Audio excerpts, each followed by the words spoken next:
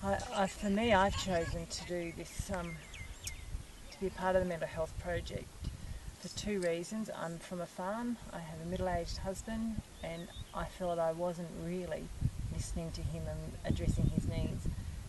Basically, I didn't know how, so even though I work, an occupational therapist and I'm working with people all the time, I always felt mental health was here and I was doing physical and community work. However, it was just dawned on me that it was actually a part of everything that I do, and then through the process it's really a part of everything everyone does. So that's made me really address it. Unfortunately, many people have trouble understanding depression. Often we notice changes in those close to us or sense that something isn't quite right, but we aren't sure how to start the conversation. So we say nothing or vaguely intimate that something has changed. Besides the personal struggle, depressed people have to deal with other people's perceptions of depression. Social stigma often translates into inaccurate stereotypes, the end result being that people fight depression on their own instead of seeking help. Suicide can be prevented. Most suicidal people don't want to die, they simply don't want to live with the pain they're currently experiencing.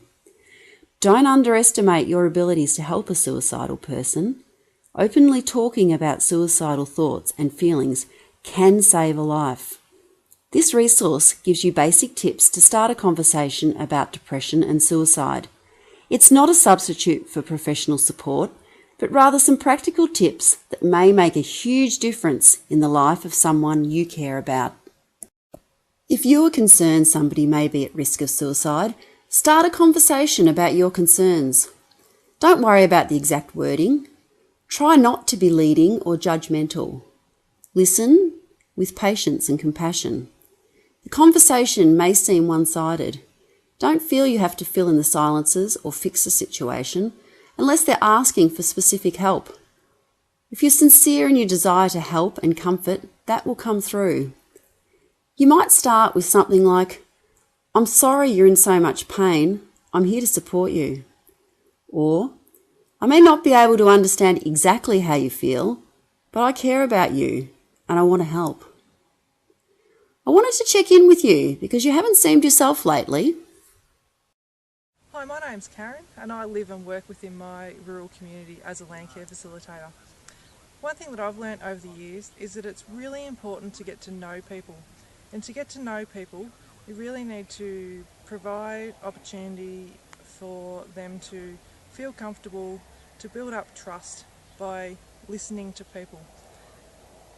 Often when you do provide this space, people will talk to you about more than just how things are going on the farm. Often you'll learn a whole lot more, and I think it's really important to recognise that within our rural communities, people like myself often play much more of an important role than what we realise, and by simply listening to people can actually really help them. If I'm in the Indigenous communities where I live, "Hey Unc, how you going? What have you been up to? Haven't seen you around. Catching any fish? Looking a bit down, Uncle, what's going on? Tell me your story." Or if it's my son, he's angrier than normal and he's not telling me why and he's not eating. Sometimes it's not what they say, it's what they're not saying. Read it all, pay attention. Bye.